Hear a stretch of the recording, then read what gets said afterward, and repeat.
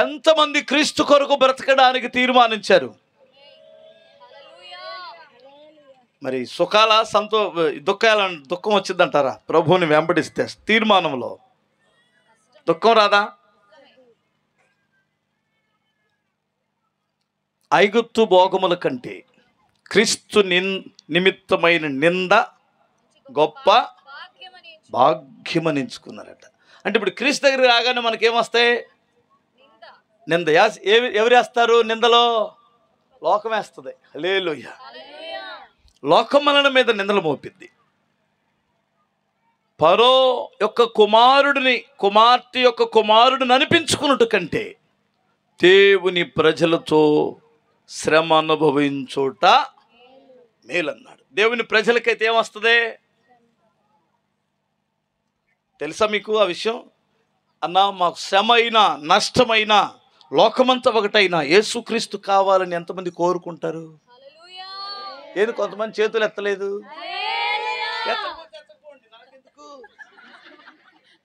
బలవంతంగా కాదు. హల్లెలూయా. ఇష్టమైతేనే ఎత్తు చేతులు, కష్టమైతే మెలకుండా ఏంటి గోడ మీద పిల్లులాగా ఉండు. మీకు ఒక విషయం తెలుసా?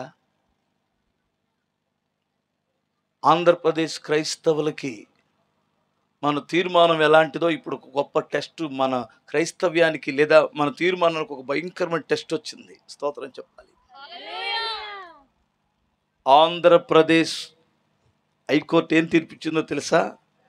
ఎవడైనా చర్చికి వెళ్తే క్రైస్తవుడిగా మారితే అతడు ఎస్సీ హోదాని కోల్పోతాడని తీర్పిచ్చింది. ఇప్పుడు కావాలా ప్రభు? కావాలా? హల్లెలూయా చెప్పగలరా? లేనిపోయింది మళ్ళీ మాకు ఎస్సీ హోదా పోయిద్దులేమో, మేము రాలేం. కానీ ఎప్పుడన్నా మనసులో అనుకుంటే పేపుకు తెలియదా? వీళ్ళు మామూలు మేధావులు ఉంటారు. అయినా తండ్రి దయ వల్ల ఈ రోజులు వచ్చేసరికి మనకు లైవ్ వచ్చిందమ్మాయా. ఈ చర్చికే వెళ్ళాలేంటి, వాడు చూస్తాడా? మనం ఇంట్లో కూర్చొని చూస్తాం. అతి తెలివితేటలొద్దు. అర్థమవుతుందా?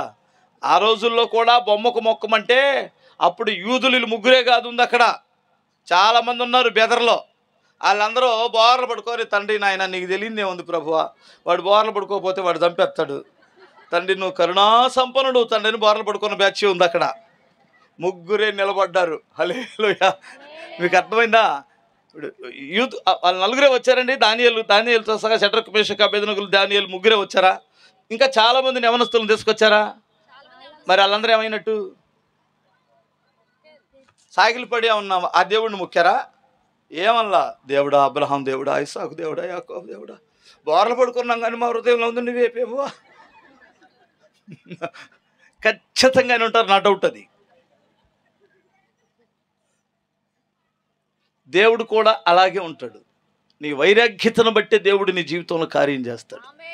దేవుడు బలి చోకులు కూడా వేస్తాడు. మీకు తెలుసో తెలీదు. అబ్రహాం దేవుడిని అడగకుండా పెళ్లి చేసుకున్నాడు కదా? అడిగాడా? ఉపవాసం ఉన్నాడా? అడిగాడా? వాళ్ళ ఆవిడ చేసుకోమంది, చేసుకోమంటావా? ఎవరు ఆ అమ్మాయి ఎవరు అన్నాడు. అదే నీకు స్పెషల్గా రొట్టెలు చేసిద్ది కదా ఇంట్లో, ఆ పిల్లే ఆగరు. ఉరి ఆ పిల్లని చూసావా? చేసుకోమంటావా మరి నువ్వు అన్నాడు. నోరు ముయ్యి, పనికి మాలిందానా, పళ్ళు రాలిపోతాయి. ఈ వయసులో నాకు పెళ్ళి ఏంటి? నేను ఏకపత్ని పురుషుల్లా చచ్చిపోవాలనుకున్నాను. మా తాత నోవాహులాగా ఆయన ఒక్క భార్యతోనే చచ్చిపోయాడు. తాగుబోతాడు, బోగుబోతాడో. అట్లాగా నేను బతకాలనుకుంటే మళ్ళీ నాకు రెండో దానికి అంటగడతానంట. చెప్పు తెగిద్దాం అనుకున్నాం అనాలి కదండి. అనాలా అనద్దా? చేసుకోమంటావా అన్నాడండి. ఎంత పెద్ద భక్తుడైనా అక్కడికి వచ్చేసరికి బోర్లు పడుతున్నాడు. మీరు కావాలంటే మీ ఊర్లో ముసలోళ్ళు ఉంటారు చూడండి, తాతావు పెళ్లి చేసుకుంటావా అన్నారు అనుకో, నోర్మే పళ్ళు రాలిపోతావు అనుకున్నావు. నీ వయసు ఎంత, నా వయసు ఎంత, నాకు ఇప్పుడు పెళ్ళి ఏంటి శత్రులా నీకు అని అన్నారు కదా. నాకే ఊరు ఇస్తారే మా నోరా అలా అంటాడు. చూసారా? పెళ్ళి అనగానే ముఖం కలకల కలకలలాడిపోయింది. ఏంటో తెలియదు. అలాగే చేసుకున్నాడు. కొడుకు పుట్టాడు. ఇప్పుడు ఏమంటుందంటామా, అది వద్దు, దాని కొడుకు వద్దు, పంపించే అంటది. అప్పుడు మోకరించి ఏడ్చి అంటున్నాడు. దేవుడు వచ్చాడు అక్కడికి. ఏంటి అబ్రహాం అన్నాడు. పంపించేయమంటుంది ప్రభువా, పంపించేయమంటుంది ప్రభువా అన్నాడు. ఎవరు అన్నాడు. శారా మాటిన అబ్రహాం, నా మాట ఎందుకు? నేను చేసుకోమంది ఎవరో, పంపించమంటుంది ఎవరు? మధ్యలో నన్ను పెడతావేం తడికిలాగా? నేను మొదట్లో లేను, కడపట్లో కూడా ఉన్నాను. ఫస్ట్ అసలు ఆలోచన ఇచ్చింది ఎవరు? మీ ఆవిడే కదా, శారానే కదా. ఇప్పుడు పంపించమంటుంది ఎవరు? మళ్ళీ నన్ను లాగపోవద్దు బాబు, మీ ఇద్దరు భార్య భర్తల మధ్యలోకి నన్ను లాగొద్దు, మీరు చూసుకోండి అని నిలిపాడండి.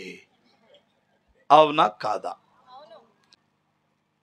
గమనించాలి. నేను ఊరికే ఎగ్జాంపుల్గా చెబుతున్నాను. దేవుడు కొన్ని విషయాలలో ఆయన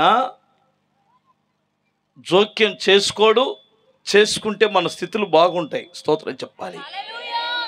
ఇక్కడ రూతు తీర్మానమును బట్టి రూతే ఆమె జీవితంలో జోక్యం చేసుకున్నాడు. స్తోత్రం చెప్పాలి. నువ్వు క్రీస్తు కొరకు కానీ బ్రతకాలనుకుంటే శ్రమ అయినా, నిందైనా, బాధ అయినా ఒక తీర్మానం చేస్తే నీ స్థితిని దేవుడు మారుస్తాడు.